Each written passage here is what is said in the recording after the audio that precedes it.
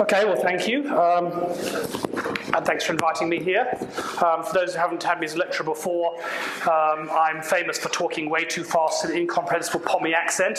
So if I'm making no sense, just throw something at me and I might briefly slow down. What I wanted to talk about was massive open online courses. I don't know how many people are familiar with what MOOCs are. It's only about half the people, so I might go over a bit about what these things actually are and why they're inspiring fear, hype, emotions everywhere between these things. Then talk a bit about whether these things are actually going to be a revolution that will topple the universities or just some way overhyped stuff, or more likely somewhere in the middle. And the answer, I don't know. It could be anywhere in the spectrum, and your opinion is as good as anyone else's. All making sense?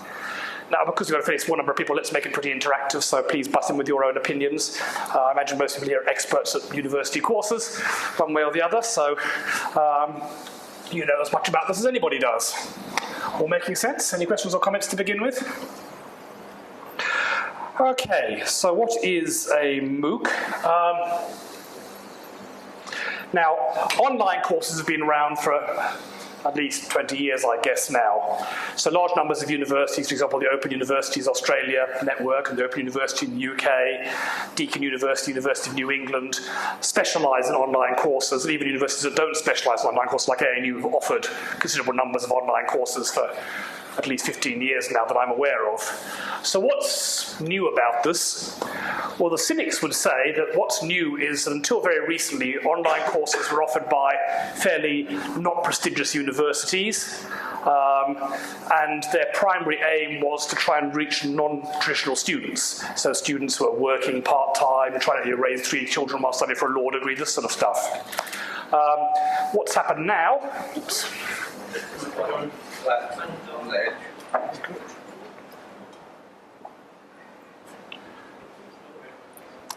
So what's happened now is that, as usual, the prestigious universities are late to the party and have suddenly realised that, oh, there might be some money in this, and now universities like Harvard and MIT and Cambridge and Stanford and ANU are getting involved in it, and of course once prestigious universities get involved, then everyone thinks it must be a bandwagon and the hype goes through the roof. All making sense so far?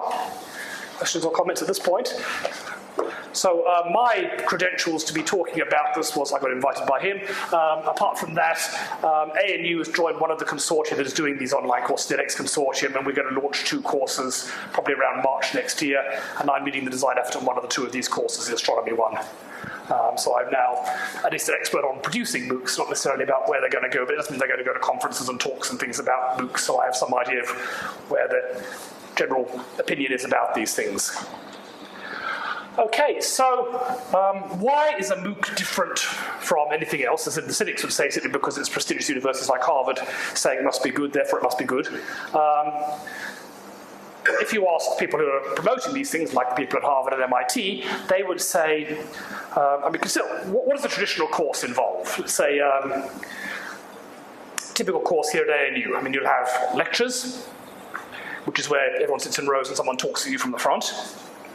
And that's a very scalable form of instruction because you just build a bigger lecture theatre. In principle, there's no reason why you couldn't have a really big lecture theatre with big microphones and 20,000 people. So that is something that's very easily scalable to very large numbers of people. You just put your videos online and everyone can watch them. That's had to rely on the advent of widespread broadband, but even in many third world countries, broadband is now fairly widespread. So that's something where it'd be very straightforward to one lecturer to lecture to 100,000, 1 million, 25 million students. Other parts of the course, like for example labs, are not particularly scalable. Computer labs probably are, because you could set a problem and people can go and work on it at home. But physics or chemistry labs are much less scalable. Most people don't have the apparatus they need to do some strange titration at home. And then you've got tutorials, which are not particularly scalable because one tutor to 47,000 students doesn't mean no one gets very much help.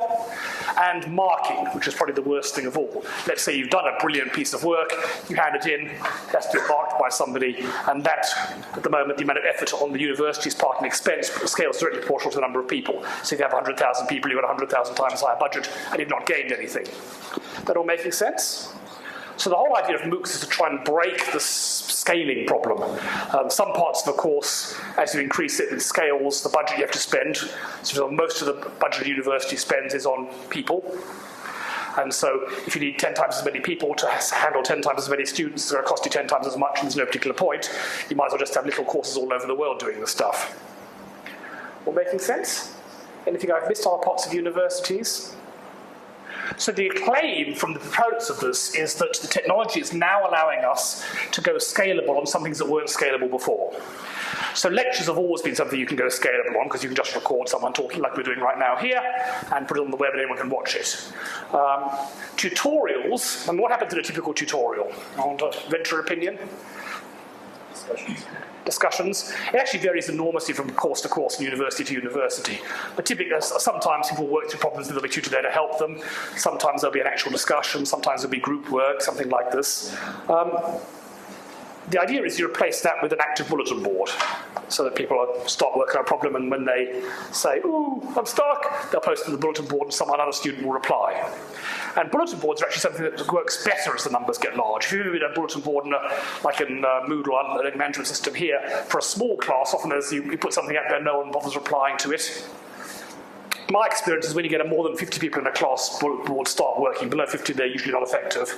That depends. There are always a few people who regularly post up at 3 in the morning posting answers to each other's questions. When you've got 100,000, the bulletin board's usually a very good source of help and advice. And so the idea is if students answer each other's questions, then you don't have to, and it's all wonderful.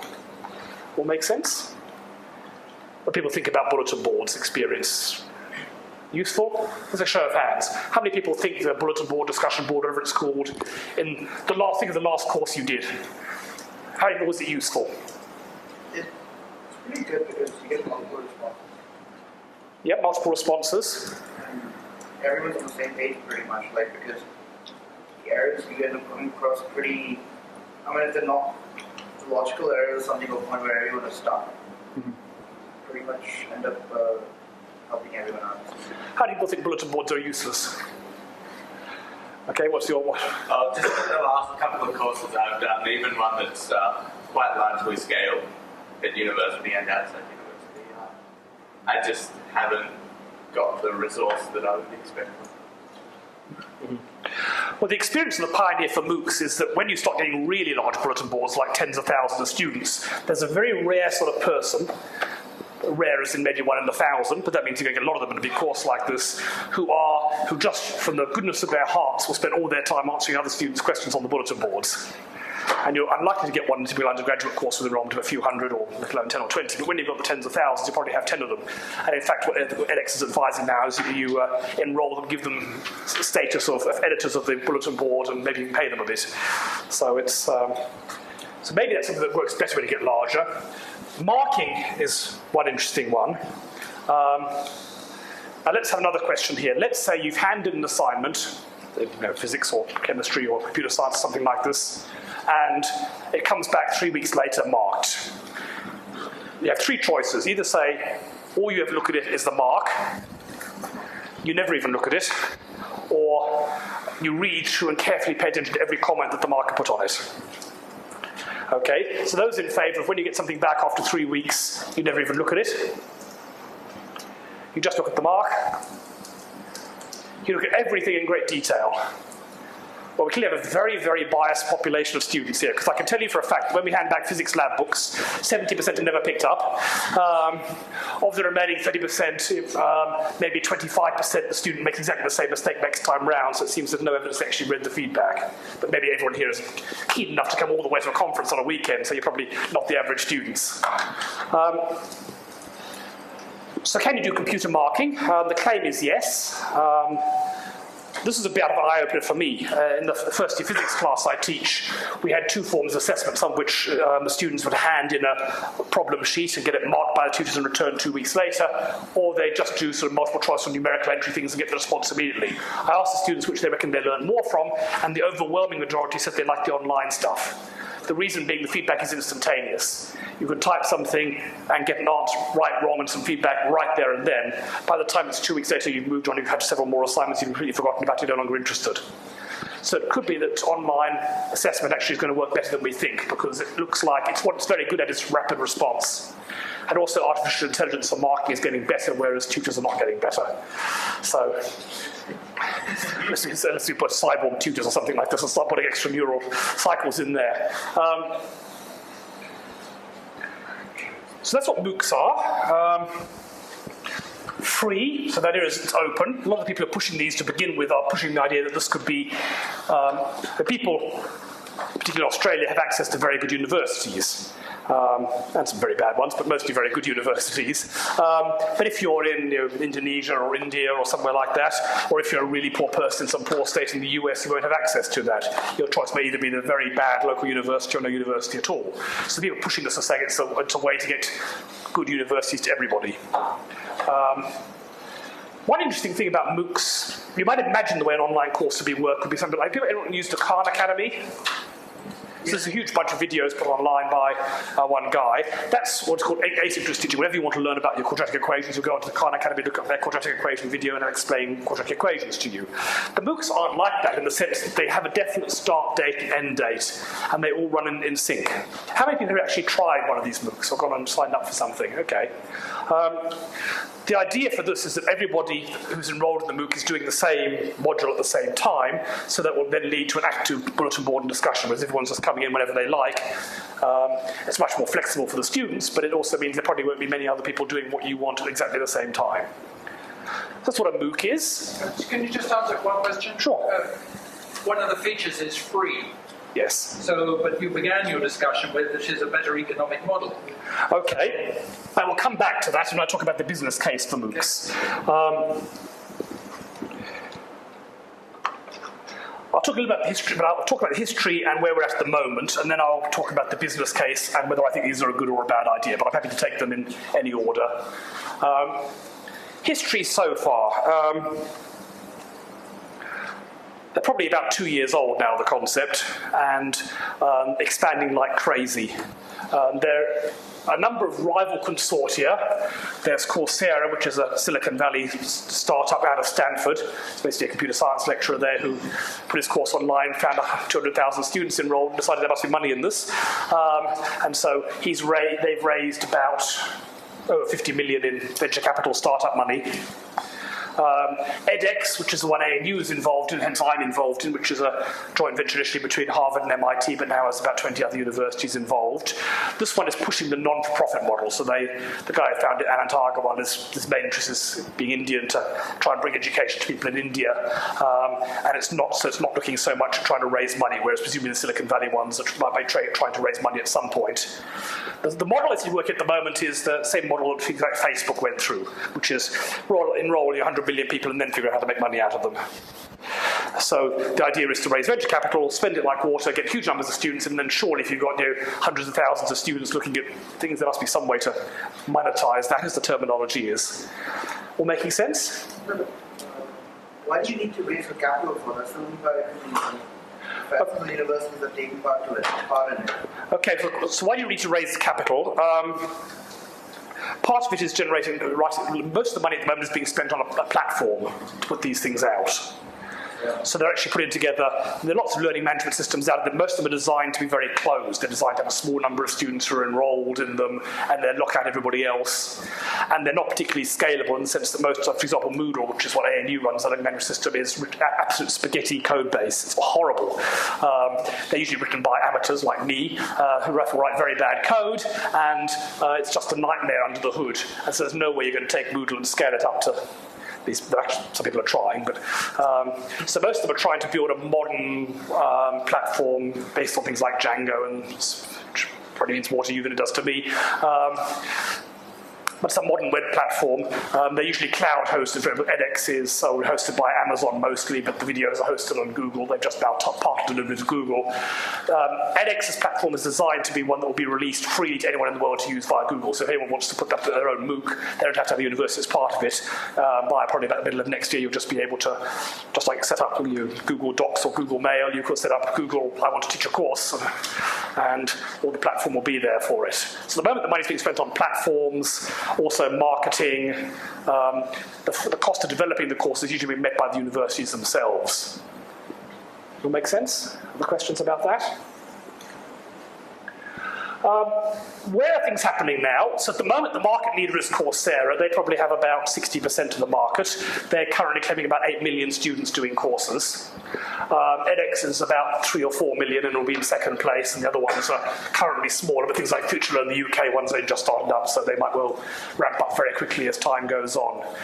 Each of them have raised of order $100 million from various sources. So we're talking maybe $500 million currently being invested in these platforms, so it's fairly serious money. So clearly some people think these things are going to be very big. Whether they're right or not remains to be seen. So enrollments, the very first MOOCs that came out would typically have enrollments of 100,000 to 200,000 students in. As there are now, that was when there were only 3 MOOC courses in the world. Now there are 300 or so out there. The enrollments seem to have plateaued at about the 50,000 per course, which is still pretty big. I kind of imagine there might be a certain pool of people in the world who are interested in doing a MOOC, and they just spread themselves over the MOOCs that are available. So as the number of MOOCs went up, the number of people in the post goes down as 1 over n. But in fact, it's not going down as 1 over n. The overall pool is growing, and so it seems to have plateaued at about the 50,000 per course. The more technical courses have lower numbers. The easy, friendly courses have higher numbers. At the moment, we're only just being to work out what makes people enroll for one rather than the other. Scary figure is 97% dropout rates. What do you mean by dropout rates? Good question. The next thing I was going to say, but what do I mean about dropout rates? For a traditional, like a course at ANU, or a dropout rate would be, a certain number of people would sign up with a semester. If you drop out in the first 2 weeks, it doesn't count as a dropout because you just decided, oh, I hate physics, I'll go and do something else. So it's people who then fail the course after that point, is what I mean by dropout. And for most, like at ANU, these figures are very low. They're of order a few percent. What these figures are is, you look at all the people who press the enroll button. So everyone who raised their hands and counted as enrollment in one of these courses. Of those who enrolled in one course, how many looked at anything more than the first lecture? Okay. How many did any homework for it? Okay. How many did all the homework for it? Okay, so we've got 3 out of maybe 15 or so did all the homework. What they find is of the people who enroll in a course, typically 50% who enroll will never do anything. And they have very good logging of all this. So they enroll in some whim, but then think better of it and not do anything. And then another 30% will maybe look at the first set of videos but not do any homework. Of those who actually attempt the first homework, over 40% actually finish the course. So perhaps you should take anyone who attempted the first homework as a truer figure of enrollment, because everyone else is probably just browsing and having a look. And at that rate, the pass rate is 40%, which is something that has no enforcement and no credential at the end, is actually pretty good, I think. All making sense? But then you're talking enrollments in the course of 5,000 to 10,000 students, which is still pretty big, but not like the 100,000 they were talking about otherwise. So the people who are promoting MOOCs are torn. On one hand, they want to use this 100,000 per course figure because it makes it look like they're so big. On the other hand, that then gives them a 97% dropout rate.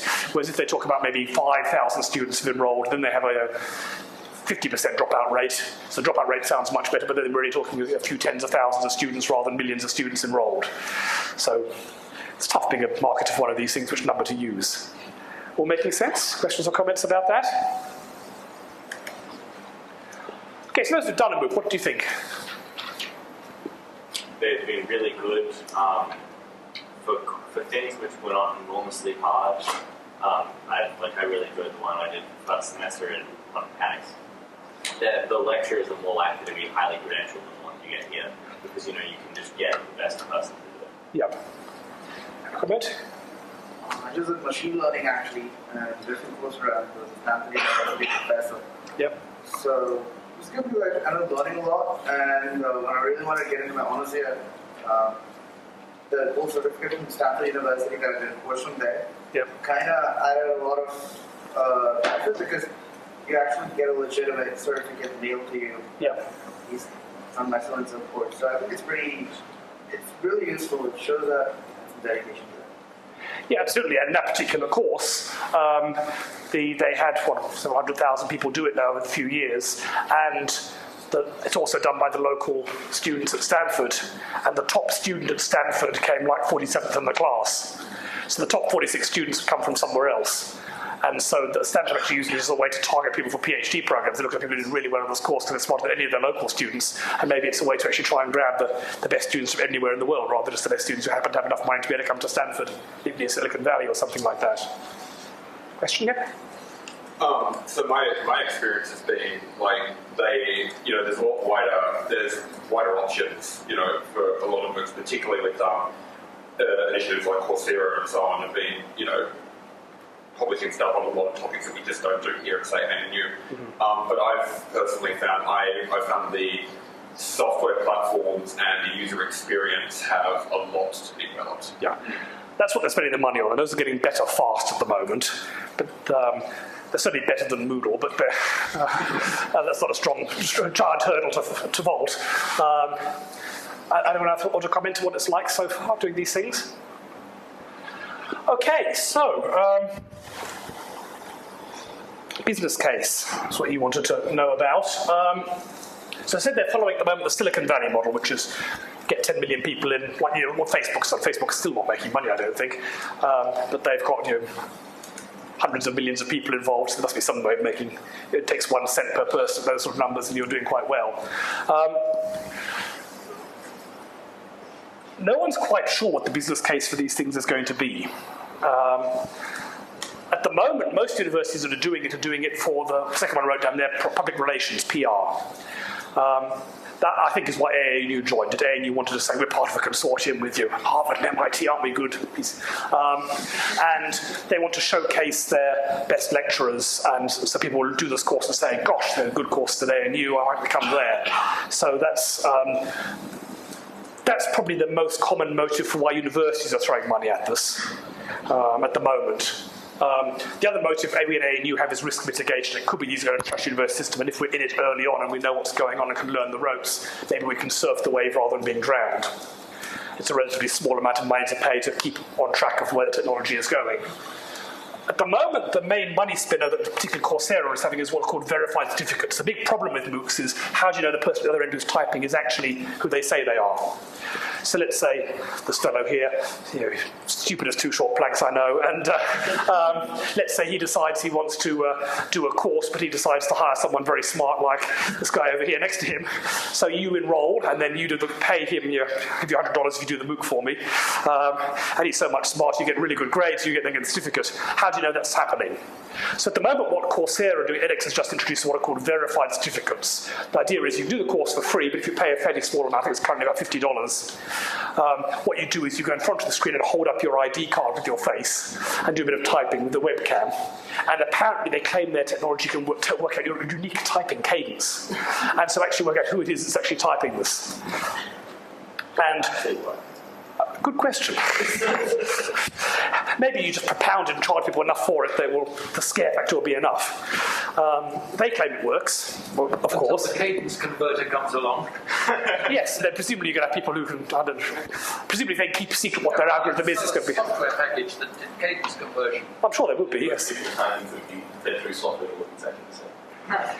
Yes, maybe if everything... see a keyboard and hold it out the back of the screen. And then point the webcam at someone else. And then everybody wins. So at the moment they're making money from these, but not a lot. How we verify this is going to be a big problem. Coursera has had a rampant cheating in some, even their courses aren't worth anything in some sense. Just something that betrays human knowledge that people are still cheating rampantly just to get a certificate that's in some sense not worth anything. And so if they start becoming more valuable, like these things start, already people are using the certificate, you get the certificate as you complete this course, so it is a sign, as you're saying, that I've done this challenging course. Like we get someone who's come out of some unknown university in China applying for a PhD place. We've no idea. They all come with incredibly high grades. Some of them are incredibly smart, some of them really aren't, because they just bribed the examiner or a university we don't know. It's a real problem for universities to admit people from this. But if you're in a situation like that and you've done a course from Harvard, a hard course, like some of these courses really are, that might actually mean more than what your official transcript means. Assuming it's you who's done it and not someone else who's been cheating and doing it on your behalf. We already know these massive dungeon comp things like computer games where people will pay someone else to give them up the levels and earn loot for them and so on. So it's a well-established cheating market for these things. That being said, it's also entirely possible to cheat your way through a normal undergraduate course. The exam is probably the hardest thing to cheat, but I mean, all the homework and assignments, you get someone else to do them, and we know some students do that even here. So it's cheating is a problem for all courses. It just probably is worse for these things potentially. At the moment, there's not a great incentive to cheat. When the incentive gets bigger, probably so will the amount of cheating. So one approach is to sort of verify stuff. People are working on techniques where they might maybe get people to explain what they're doing with the webcam, so you can actually tell it's you, or voice recognition or something like that. Maybe the computer will every now and then ask you to say something, or I don't know. Another approach is that you do the course online, but then have to go to do an invigilated exam somewhere. So for example, edX is teaming up with the publishers Pearson, who have invigilation places all over the world, so people can actually come there for a fee and actually do an invigilated exam to prove they've actually learned what they thought they might have learned. That making sense? That's one model for making money out of these things. Another model would be paying for support. I mean, a traditional ANU course, say, you get to sit in the lecture theatre and listen to someone like me talking at you for an hour. But then you get support. You get tutorials. You get the ability to come and knock on my door and ask for help. You get labs, demonstrators. If you send a comment to the bulletin board, I will answer it, or the tutors will answer it. So one model the University of Washington tried was you did the pre-MOOC online, but if you paid $800, you got support. So that would pay for a phone line where someone would come and help you, and so on. That was a failure, non-paid. So it looks like people at universities use the support, but if you have to pay for it separately, that actually leads to a different concept, the concept of unbundling. I'll go back to the business model in a second. But a standard university, you could regard this as a bundle of different things. For example, you get lectures, you get support, like those in non-English speaking backgrounds have the language centre, you get the libraries, you get social life, you get testing, exams, examination department, you get certificates, say, yes, Bucky's smart, give him a job. All these different things, and you pay for all of them, and you can't pick and choose. So if you want to sign up at ANU, you get all of these things, possibly except the social life if the government cuts out the fees for compulsory stuff like this. But it's a bundle. And what we know has happened in many other areas is that things have been unbundled. So for example, it used to be you had to buy a CD of music and you got all the music on it, the good songs and the bad songs. And now people go on iTunes and just get the good songs and ignore the bad songs, or just get bad songs and ignore the good songs depending on their taste. So it's interesting to say, if all these things were separate and all charged, what fraction of people would pay for all this bundle as opposed to just picking and choosing?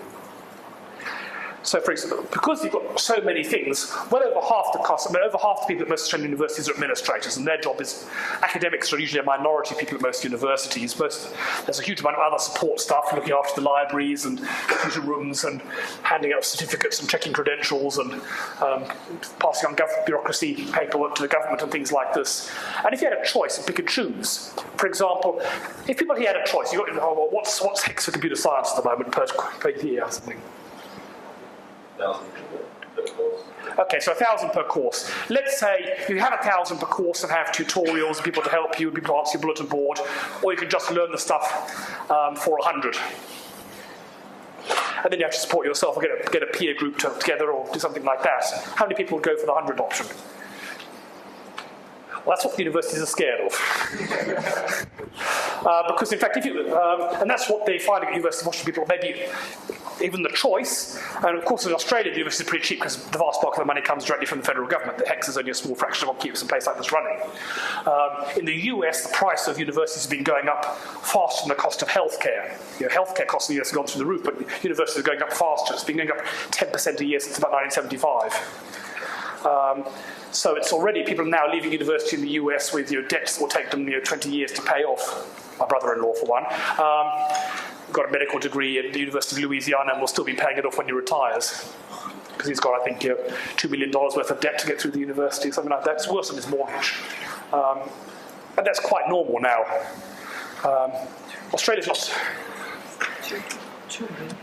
Something like that. This is for an 8-year medical school degree.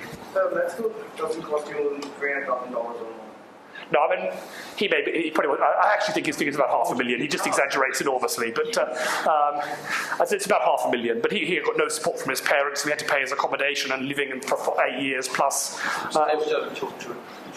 Yeah. I'm actually an American resident. Yep. And I was formerly at the University of Melbourne. Okay. I studied there for 2 years, stayed on campus and everything, and at the end of 2 years, I was given $28. Yeah. Thanks. When I came to Australia to study at Melbourne, I was given $28, and when I check how much do I owe the government, it's actually zilch as of now. Yeah. I mean, in the US, the sticker fees are very high, but they're often very heavily discounted. So, especially for the private liberal arts colleges, the official price is absolutely sky high, but something like 80% of the students are getting partial scholarships and things like this. So the whole question of what the funding is in the US is a very complicated one, because it's clear there are some rich students who pay full fees, and the vast majority pay less, and there's in-state tuition for the University of Illinois. The fundamental point is totally correct. Yes. So the fundamental point is inflation has been very high. It's not been driven by academics, it's primarily driven by the admin and support services. And that is also true for a driver in Australia. One can argue about the figures, and this has been the case, but certainly the cost has gone through the roof. So you're asking whether or not online courses can break that up. Is there a need to? Like, you're saying, there could be a cheaper option for just learning the content, not having the support network. But if people are going to try and get credentials or learn the content or whatever, and you bundle it anyway, there's still going to be a network of people who will want to just pay for the course. You'd probably lose a few people because it's slightly more expensive, but you'd be better off bundling. Well, this is a question. I mean, no one's had the choice up until now. People have always had to take the bundle that we choose, not you. And if you, as students, have a choice, it would be very interesting to see. It may be that most students will choose to take the same bundle we're doing, that we've actually guessed, right, this is what students want. They want to spend lots of money and have good social lives in the uni bar and lavish library services and people to help them with their... or it may be that most students will prefer to save 2/3 of the money and do something some other way. Or it may be some people want more support. Heaven knows there are some students who need it. So you can imagine that you might be the same sort of problem you get with health insurance. That's once again the bundle normally, because there are some people who need huge amounts and some people who don't need very much. The people who don't need very much cross-subsidise those who need huge amounts, typically the young cross-subsidising the old. It could be that certainly my experience would be as a lecturer that 5% of the students take 80% of your time. Maybe we charge that 5% a lot more. There's some of them are very good and some of them are very bad, but there's 5% of students who give you an enormous amount of effort and work. And maybe if you're the high-need student, whereas a typical student who never sees a lecturer can get charged very little. And this is not a question we're going to ask, because there's always been one size fits all. And who knows? Well, I'm just spending an $800 flat fee for support. Why not go through microcontributions? I get stuck on one question and I pay $5 to get someone to chat with me for 5 minutes to help. That's somewhat. I don't think anyone's pursuing that yet. There could be a business opportunity. Because that's on Facebook and stuff. It's just $5. It's so much more tempting than a massive $800 you want to hand out and stuff. Yeah, I'm sure someone in this space is looking at that, but I haven't seen that model yet. But it kind of makes sense. You might charge up a credit card or something like this, and then you can use it for, I'll pay 20 cents to get a hint on this question or something like this, and work your way through like that.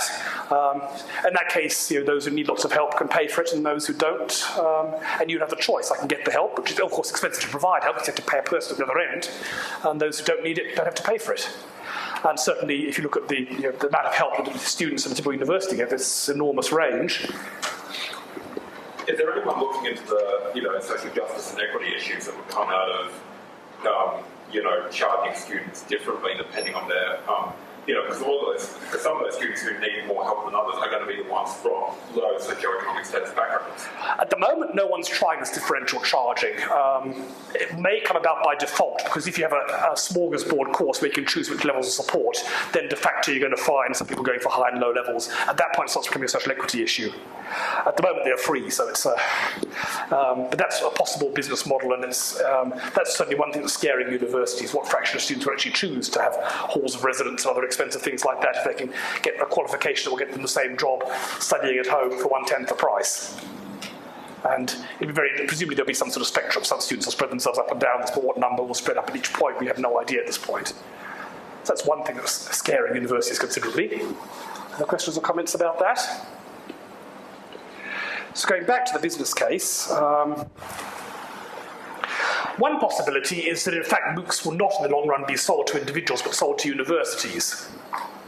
San Jose State University is already doing this.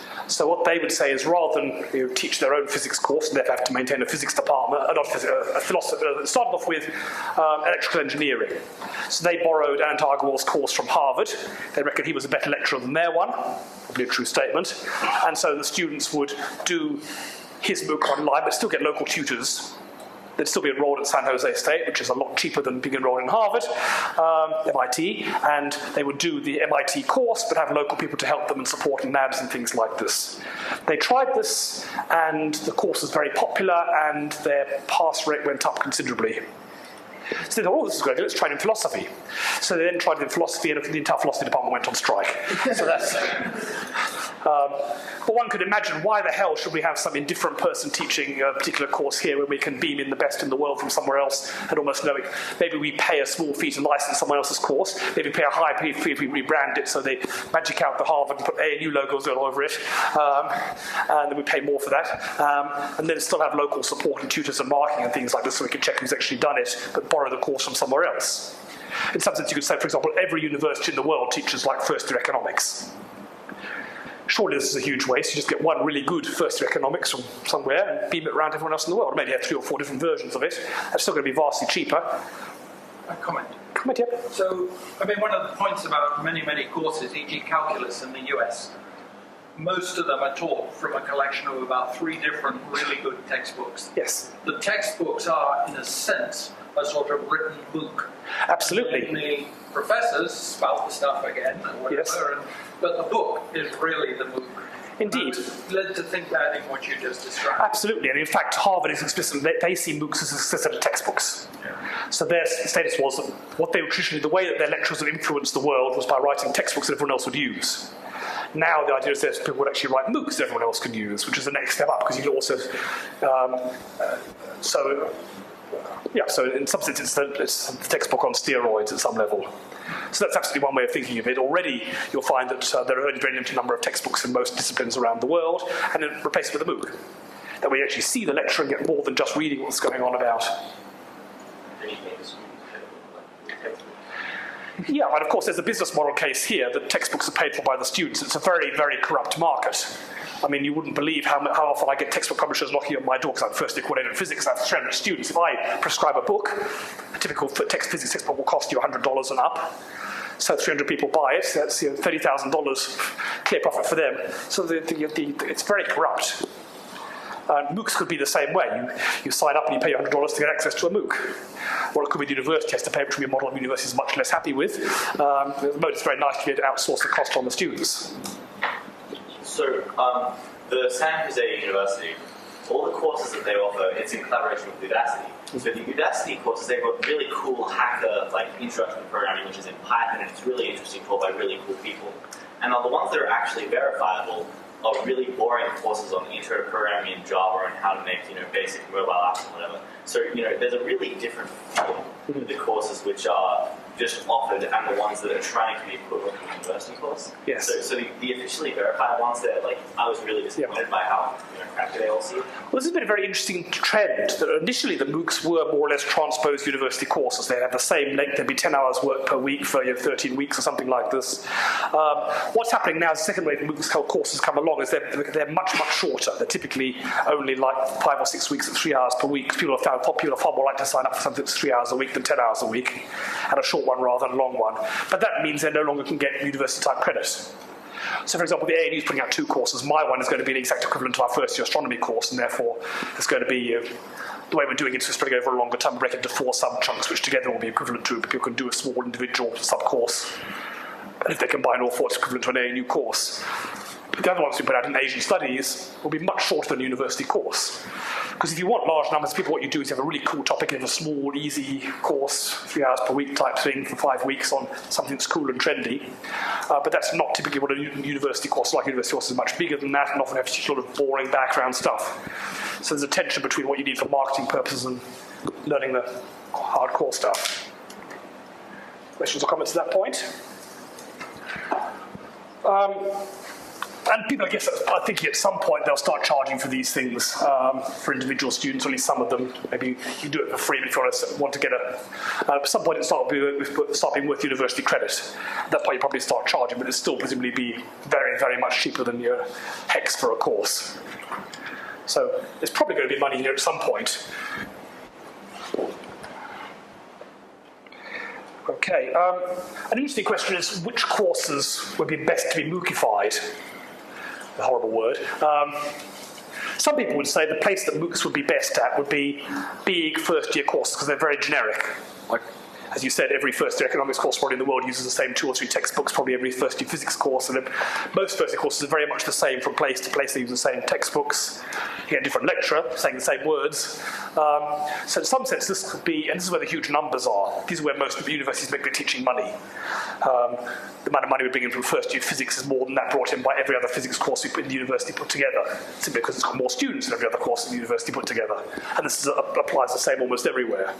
So maybe these are the ones you get a MOOC. Or maybe it's the specialist ones. No one would think of using a MOOC at school. My wife's a primary school teacher. No one would ever think that you could give a bunch of primary school kids, here's a web page, go and learn, come back in a year. And maybe first university students are not that different. And maybe the market for these things is going to be graduate, postgraduate courses, because then people are probably pretty motivated. They've signed up for something. They're usually very time poor because they're trying to work as well at the same time. So maybe this is where a specialist graduate course on your environmental law or something like that might be a place where you have a MOOC. No, still totally up for grabs. So finally, let's go on to, is it great or bad? So firstly, to point out, before we try and work out whether MOOCs are a good thing or a bad thing, is the existing university course is not exactly the bee's knees. There's a real problem with existing courses, which is that the volume of human knowledge doubles every 10 years. If you count up the number of scientific papers and research and everything like that, in physics at least, the cumulative volume doubles every 8 years, roughly. In computer science, it's probably a much shorter e-folding time. So in principle, if you could learn all, if let's say someone was capable of doing a 3-year degree in 1800 and learning all of physics, that would nowadays take 1,000 years. And that's about right. Likewise for computer science, in 1960 someone could probably be on top of all branches of computer science. Nowadays, people are incredibly specialised. They will have a job with database or a job on you know the terminology better than I do, but people are doing very specialised jobs in narrow subfields. It's the same in astronomy, my own field. People work in very narrow sub-areas. And it's only going to get worse. If you consider that you'd expect basically the amount of specialisation to double every 10 years, so people coming through in 20 years, your kids maybe, will be about 4 times more specialised than you are. So nowadays your job, probably 10 years ago you had people who studied databases, but now they'd be an expert on a particular database package. And presumably 4 times more specialised, it would be a particular way of accessing a particular database package or something like this. And you need 4 times more people to make anything happen because you need so many narrow specialisations. Because has your education got really better? In principle, you'd think, okay, so the volume of knowledge to be learned doubles every 10 years. Maybe we can teach things twice as fast. Here's a good question for you. At the moment, let's say you're doing computer science degree, something like this. It's going to take you 3 or 4 years or whatever to complete that. Let's imagine it was taught in the best way possible. The best lecturers using the most effective pedagogies. In that situation, how much time do you think you could shave off to have the same knowledge at the end? So, what do you think? Depends on how many students you don't like failing. But I'm sure that at least 10% of students can do it twice as fast. Okay. So, ratio. I was going to just comment that it's not about acquisition of information. Indeed. It's about, so when I say they know a certain amount at the end, I mean they're capable of doing a certain amount at the end. So, and also, some courses people want to talk about the acquisition of wisdom and general knowledge and things like that. But let's say whatever the difference is between student coming in and the student at the end, they know more, they may have more wisdom, they may pick up more skills. Whatever that difference is, could you do it in half the time? Or 10% of the time? And that's an interesting question. How many people think, if you did everything perfectly right, how many people think it would be realistic to halve the time compared to what we do at the moment? Okay, about a quarter of the time. How many people think that you can't really compress it very much? Okay, how many people think it actually probably takes about twice as long to get a useful output and we're just trying to compress it too much already?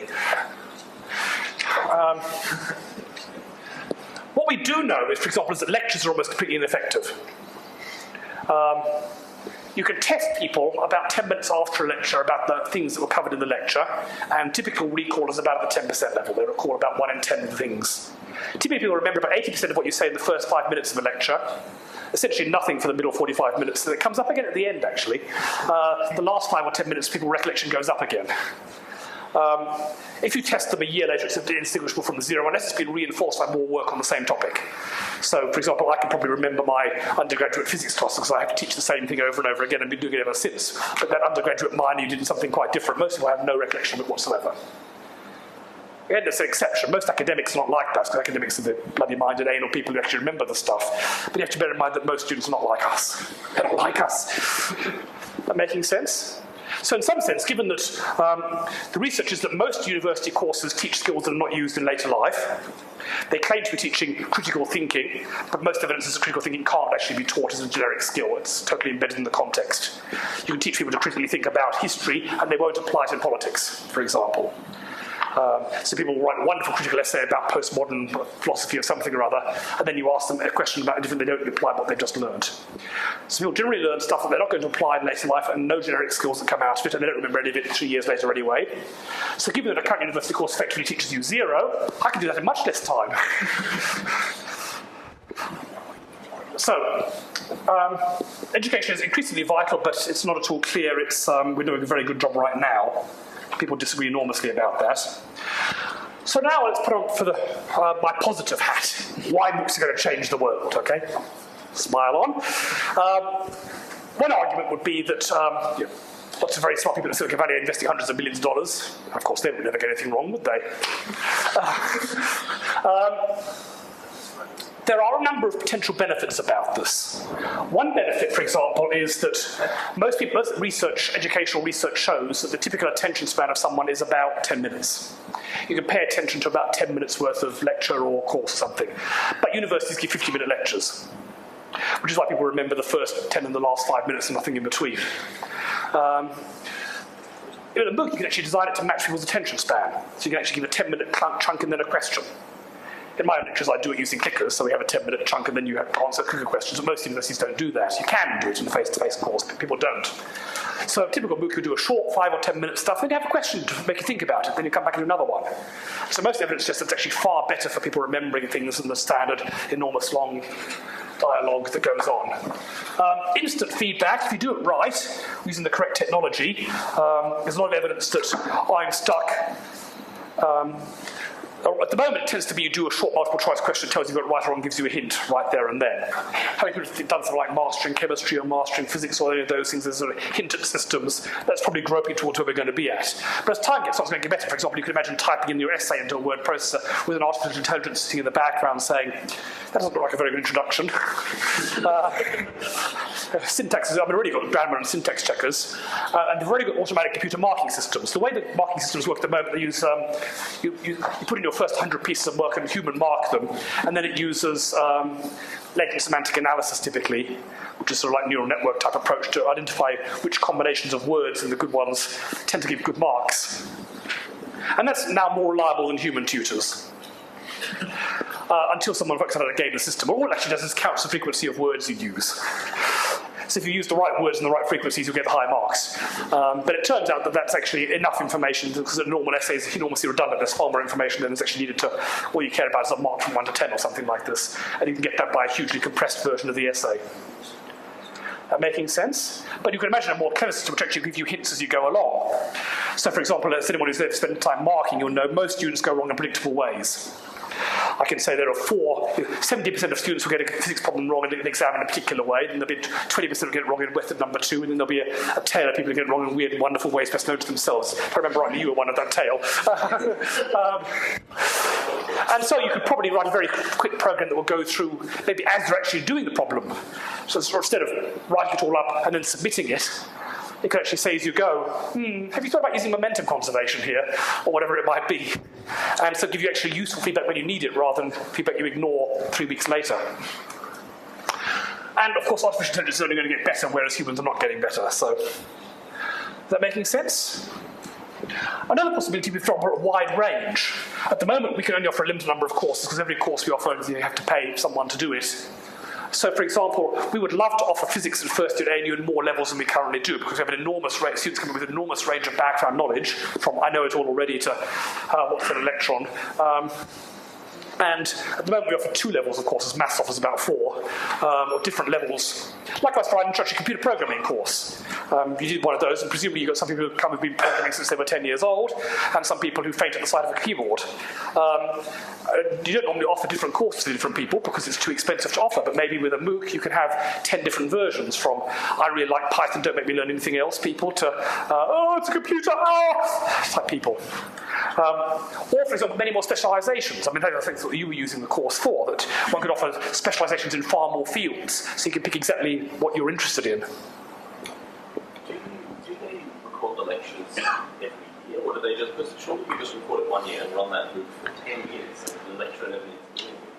Okay, well, the way they normally do it is the idea is this: you record it once and then run indefinitely. So there's a huge amount of workload in recording the lectures first time, so I'm currently doing for our MOOC, but then in principle I can then go to the Bahamas and continue lecturing for the next 10 years without having to do anything. But there's also other potential benefits for that. For example, what you could well do is put a course out there and see which bits are good and which bits are bad. Like, I know some of my lectures are better than other lectures. But you actually get some diagnostics on this. You can find which videos one goes over 5 times. Because clearly you've not explained something very well then. And then you can re-record those ones next year. The bits that work really well. You can also see what other people have done lectures and borrow their bits and actually have a mash-up of all the best. Let's say if someone from MIT did this really good explanation of Newton's third law, I could borrow that and put it in my course. And then they can use my awe-inspiring lecture about angular momentum in their course, whatever it might be. And you could there's a trouble with very good memory in the current system. For example, at some point I will stop teaching first year physics and someone else will come in and teach quite differently, and all the effort I've spent in building up a really good course might in some sense go down the drain. Whereas if my videos are there, they can build on the basis of what I've already done and just improve at certain bits. So that might be a benefit. A benefit might be you get the best teaching in the world.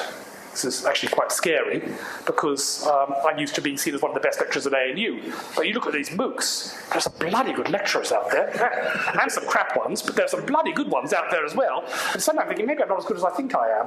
There's really, really good stuff out there. And so actually the evidence is the quality of lecture is almost irrelevant how much students learn. You have the lecture that everyone loves, it's fantastic, and the lecture is a complete boring drone at the front, and actually you measure how much people learn, it makes almost no difference, which is inspiriting. But in principle, you put high production values in, like having really good demonstrations or really lush videos or something like this, which would never make sense if you're just putting out for one course, but if it's going to be offered by for the next 20 years for 100,000 people, it might make sense. So instead of doing a MOOC, which is more or less video camera on a tripod and someone writing on the right board, which is a low-budget MOOC, some of them are like that, you could have like a BBC documentary. If you want to talk about the great arts of the world, you actually go to the places around the world, fly your lecture around the world. I wouldn't mind that happening to me, or do things on site. And you've got about 5 minutes. Yes, that's right. That all making sense? So these are some of the pluses. Of course, the major one is, of course, the cost of a course is paying me to lecture it, and if you can divide that between 100,000 rather than 100 people, that makes it 100 times cheaper. In any other field of the world, if you produce something of the same quality, it's 100 times cheaper, it's going to capture the entire market. So the question is education different? If you really can do education that's of equal quality, and some of these arguments might just actually go for higher quality for a MOOC than for a face-to-face course, and it's 100 times cheaper, why the hell isn't it going to take over the world? That making sense? How many people are convinced by that? Oh, good to know someone. Okay, let's try and unconvince you. Let's go to the other point of view. Drawbacks.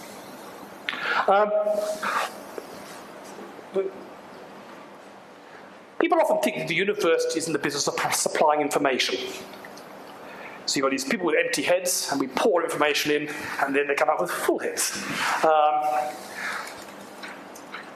And then people say, well, MOOCs can revolutionise us because anybody who's sufficiently motivated can learn anything in the world for free. Wow, this is so new. Unfortunately, it's not new. That was the breakthrough that allowed that was the invention of the public library about 200 years ago. Since the advent of public library, anybody who's sufficiently motivated has been able to teach themselves anything about the world. But how many people ever actually learn anything equivalent to a university course just for the fun of it at home? I do all the time. It's amazing. I've talked to other academics and say, well, you've actually learned something like this all by yourself for fun. And I assume most academics are like this. How many people here would say they have degree level knowledge in some field just from fun from reading about it? How much is a degree? Well, given that most people come out of a degree knowing nothing. But okay, so let's say university course level knowledge of something they haven't actually been to a university course just for fun. And these are very motivated people. So people could say, okay, sure, you can go and do a MOOC for free and learn anything, but you can go to a library for free and learn anything, and most people don't do it. They're too busy watching Big Brother on TV or footy or something like this. So you could say that universities have never been in the business of information. They're in the business of motivation and coercion. Because most people don't have the motivation to learn the stuff just for themselves. They need... So the point of university is not to provide information, it's to, for example, get peer pressure, assessments, exams. You have to show up here and do this by this deadline, or the whole apparatus of coercion, the evil empire of the university to force people to do things on this time, now. You've got a deadline. If you miss it, you lose 10% per day after the deadline, whatever it might be. And also peer pressure, having a whole bunch of other people who are going through college, who are going to lecture now, I suppose so. And if that's the case, if the university is actually in the business of coercion, motivation, then MOOCs are not going to go anywhere. They will only apply to the sort of people who teach themselves from a public library anyway. They are a complete disaster, and so they'll just fizz out. There may be a niche around the edge for learning all interesting stuff they're never going to take over. That makes sense? Another point would be that actually the true cost of university is not the tuition fee, but the time. So, for example, it's going to cost you, what, $1,000 or something per course you take. How much is it going to cost you to live while you're studying that course? In rent and food and accommodation and foregone income that you could be earning doing something else. And at least in Australia, that cost of living and foregone income is much bigger than the cost of the tuition typically. So even if you bring tuition to zero, that's not means your university is going to be 100 times cheaper. It might be 10% cheaper because actually the bulk of what you're spending is actually keeping yourself alive for many, many hours it takes you to study anything.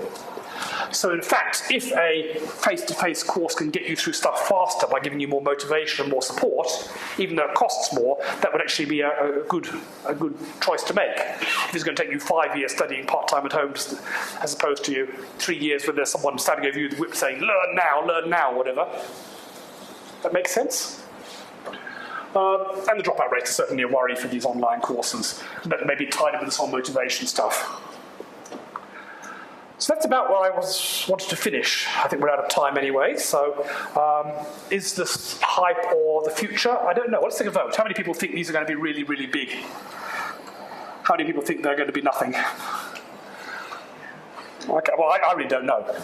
So, I just wanted to comment on that, raising my hand, that they're going to be really big. I think it's a long road, and I think if you look at the start of a company like Amazon, yes, or America Online, or whatever these ones, I mean, they went an extraordinary number of changes as they moved along. Absolutely. So this is actually quite an interesting area to be in because the model they have at the moment of how they're going to do it is sort of certainly not the model they'll finish with. I was going to add to that I don't think the universities, the good ones, can afford not to be involved. Yeah, well, that's the argument which was the vice chancellor managed to get money to run edX out to do that. I knew there was a good argument there somewhere. Okay. Any other questions or comments? Let's ask this. Okay. I think they probably will be really big, but I don't like them. Just for the simple fact that I'm one of those people, if I want to learn something, I will learn it. And the fact that, because I did my university course, or still doing my university course via distance ed, and I get an assignment, and I email the lecturer, and he gets back to me 2 weeks before the assignment's due, and I'm like, yeah, that was great if I had known that, back then when you had to give it to me instead of now when I don't have the time to do it. Yeah. And so, well, it's a famous quote from Samuel Johnson that instruction is seldom of much efficacy except where it is superfluous. The people who want to teach themselves will do so, and those who don't want to teach themselves, there's not much you can do with them. In some sense, the whole space of the university is people who don't want to teach themselves. Those who do want to teach themselves who probably are superfluous. Big round of